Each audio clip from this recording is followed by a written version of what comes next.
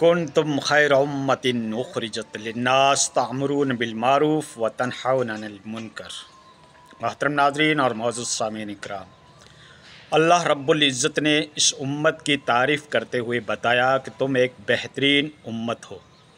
لوگوں کو بھلائی کی طرف بلاؤ اور برائی سے منع کرو۔ یہ ہر مومن، ہر مسلم کا فرض ہے، اس کی جواب دہی بنتی ہے کہ آپ اپنے بھائی کو نیکی کی دعوت دے اور برائی سے منع کرے۔ ہمارے نبی صلی اللہ علیہ وسلم سید الانبیاء ہیں، اور میں کہتا ہوں یہ امت جو ہے دوسری امتوں کے اوپر اس کو بھی صدارت کا رتبہ حاصل ہے۔ قرآن کہہ رہا خیر امتین، تم بہترین امت ہو۔ پہلے والے پیغمبر جنہوں نے جب دعوت کا کام چالو کیا تو کوئی 2 آدمی ایمان لے کر آئے، کوئی 4 آدمی ایمان لے کے آئے، کسی کے اوپر 50، کسی کے اوپر 100 اور کسی کے اوپر چند 100 ایمان لے کر آئے، چند ہزار ایمان لے کے آئے۔ لیکن ہمارے نبی محمد مصطفیٰ احمد مجتبیٰ سرور کائنات صاحب الاولاق سید الانبیاء صلی اللہ علیہ وسلم جب اس دنیا سے وصال کر جاتے ہیں تو اس وقت 1.25 لاکھ صحابہ کرام چھوڑ کے جاتے ہیں، اور اس وقت دنیا کی آبادی، مسلم آبادی 1 ارب 90 کروڑ کی آبادی ہے، اور قیامت تک کتنی بنے گی۔ تو دوستو یہ امت جو ہے خیر امت ہے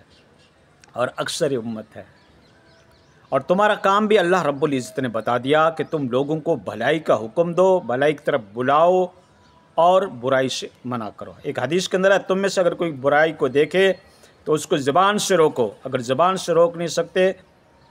ہاتھ سے روکو، اگر ہاتھ سے روک نہیں سکتے تو زبان سے روکو، زبان سے اگر روک نہیں سکتے ہو تو دل سے اس کو برا مانو کہ میرا بھائی گناہ تو کر رہا ہے، بہت غلط کام کر رہا ہے، لیکن میری طاقت نہیں روکنے کی۔ اگر دل سے بھی برا نہیں مانتے ہو تو یوں سمجھو تمہارے خود کے اندر ایمان نہیں ہے۔ تو دوستو جب مومن کوئی گناہ کرتا ہے تو اس کو ایسے لگتا ہے، حدیث کے اندر کہا گیا ہے کہ جیسے پہاڑ کے نیچے آ گیا، پہاڑ اس کے اوپر آ گیا، اتنا اس کو گناہ کو برا سمجھتا ہے۔ اور منافق یا مشرک کوئی گناہ کرتا ہے تو اس کو ایسے لگتا ہے جیسے کوئی ناک کے اوپر مکھی بیٹھ گئی تھی اور اس کو ہٹا دیا، بس اس کو ہلکا سمجھتا ہے۔ اور مومن گناہ سے اتنا ڈرتا ہے کہ جیسے میں پہاڑ کے نیچے آ گیا۔ تو اللہ را دلوں کو پاک رکھو، گناہ سے بچنے کی کوشش کرو، اور اپنے بھائی کو، اپنے مومن بھائی کو دین کی تبلیغ کرتے رہو، دین کی دعوت دیتے رہو، دین کی طرف بلاتے رہو، چاہے وہ تمہاری بات مانے یا نہ مانے، تمہارا یہ فرض ہے، ہر مومن کا یہ فرض ہے کہ ان کو دین کی دعوت دو، دین کی تبلیغ کرو۔ اور یہ تبلیغ جماعت کا جو سلسلہ ہے ماشاءاللہ بہت ہی بہترین قسم کا یہ سلسلہ ہے، لیکن ہمارے بھولے بھالے تبلیغی جماعت والے بیچارے اس میں جڑ جاتے ہیں، جو جوہلا ہوتے ہیں، جن کے پاس علم کا لیبل نہیں ہوتا ہے، اور وہ پھر غلو کر جاتے ہیں، بلکہ ان کے اکابرین میں بھی غلو پایا جاتا ہے۔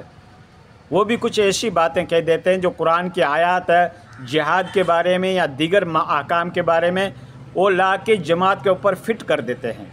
اور جماعت کے ساتھ ہی یہ سمجھتے ہیں کہ دین مکمل جماعت کے اندر آ گیا، سارا دین سمٹ کر جماعتی کام کے اندر آ گیا۔ مدارس کچھ نہیں، خانقاہیں کچھ نہیں، تبلیغ کچھ نہیں، تدریس کچھ نہیں،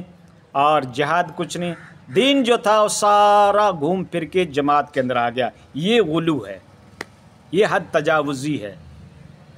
ایسا پرنسپل رکھنا، ایسا عقیدہ رکھنا، یہ گمراہی کی اور لے جاتا ہے۔ باقی تبلیغ کا کام بہت ہی بہترین ہے ماشاءاللہ۔ یہ جو آپ کو سماج کے اندر ٹوپیاں نظر آ رہی ہے، یہ ہر جگہ جو آپ کو مدارس اور مکاتب نظر آ رہے ہیں، یہ جماعت والوں کی بدولت ہے۔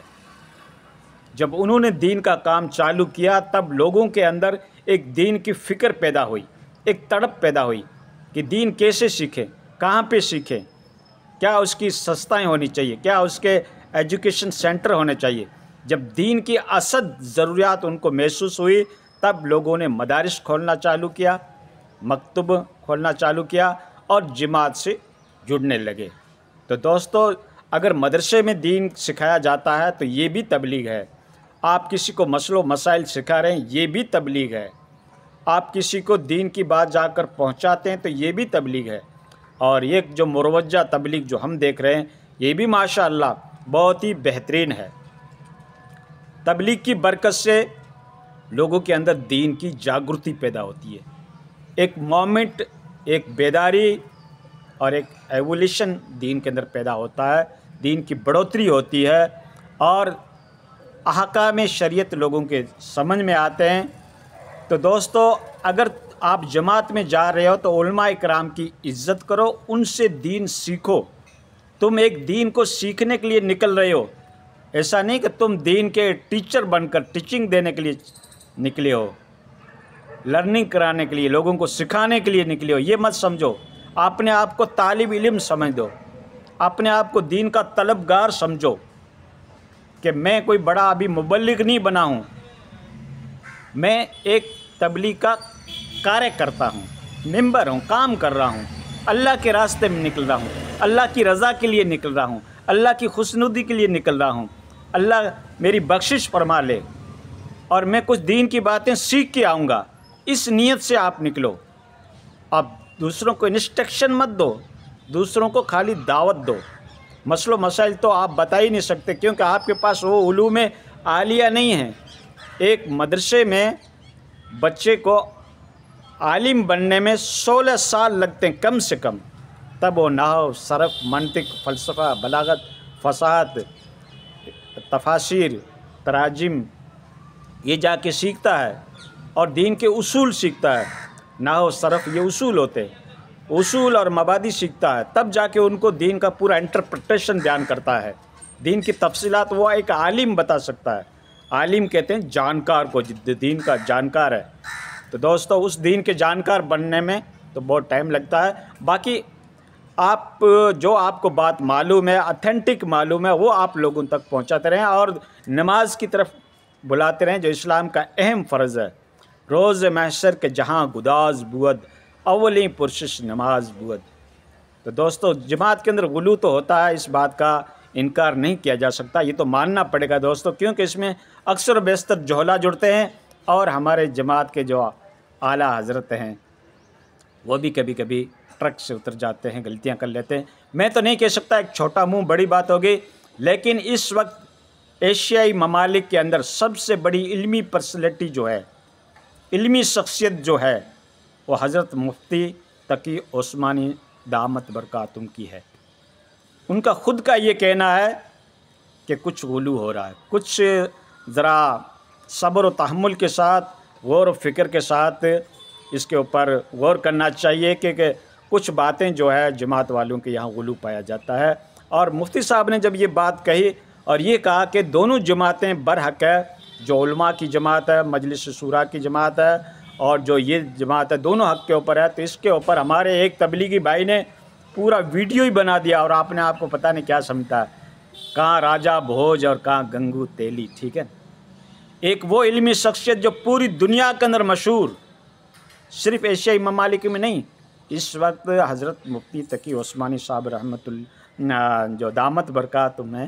ان کی وہ شخصیت ہے کہ سارے لوگ اس کو تسلیم کرتے ہیں، جتنے علماء ورگ کے اندر جو حضرات ہیں، جو لکھا پڑھا طبقہ جو ہے، وہ سارا اس کو تسلیم کرتا ہے کہ آپ کی واقعی بڑی علمی شخصیت ہے۔ تو جب وہ کہتے ہیں تو لوگ تنقید اس کے اوپر بھی کر لیتے ہیں، تو ہمارے اوپر تو ہونا ہی ہونا ہے، ٹھیک ہے دوستو۔ تو غلو نہیں ہونا چاہیے اور جماعت کا کام الحمدللہ بہت ہی بہترین ہے، اپنا وقت نکال کر، اپنے جیب سے خرچہ کر کے اور لوگوں کو دین کی طرف بلا رہے ہیں، دین کی دعوت دے رہے ہیں، دین سے جوڑ رہے ہیں، ان کے عقائد کی اصلاح کر رہے ہیں، تو دوستو کتنا بڑا کام کہلائے گا۔ جو اللہ کی رضا کی خاطر، جو اپنا گھر بار، بچے، بزنس، دھندا سب چھوڑ کر وہ نکل پڑتے ہیں، تو اس سے بڑا عظیم کام کیا ہوگا۔ اور ان کے صدقے بدولت یہ سارے آج کل میں کہہ رہا ہوں سارے مدارس نظر آتے ہیں۔ یہ جو سماج کے اندر چینجنگ آئی ہے نا، یہ بدلاؤ جو آیا ہے نا، جو داڑیاں رکھ رہے ہیں، جو کرتا پاجامہ پہن رہے ہیں، جو ٹوپیاں لگا رہے ہیں، جو شعار اسلام اپنا رہے ہیں، یہ سب جماعت والوں کی برکت سے، میں تو یہ کہوں گا۔ لیکن دوستو، غلو نہیں ہونا چاہیے، حد تجاوزی نہیں ہونا چاہیے، مسئلہ و مسائل صرف عالم سے سیکھنا چاہیے، جید قسم کا جو عالم ہے اس کو مسئلہ و مسائل پوچھنا چاہیے، اور اس نیت سے نکلو کہ میں ایک طالب علم کی حیثیت سے نکل رہا ہوں، دین سیکھنے کی حیثیت سے نکل رہا ہوں، اور واقعی اس میں جو نماز درست ہو جاتی ہے، کچھ مسائل بھی اپنے کو ملتے ہیں، جو لکھا پڑھا جماعت کا طبقہ ہوتا ہے، جو عالم لوگ اس میں ہوتے ہیں، جو مفتی ہوتے ہیں، وہ اپنے کو مسئلہ و مسائل بھی بتاتے رہتے ہیں۔ ان کے پاس تمیز کے ساتھ، ادب کے ساتھ بیٹھ کر کچھ مسئلہ و مسائل کے بارے میں بھی پوچھ لیا کرو، صرف فضائل پہ زور مت رکھو۔ زندگی کی یہ ریکوائرمنٹ ہے، یہ ضروری ہے،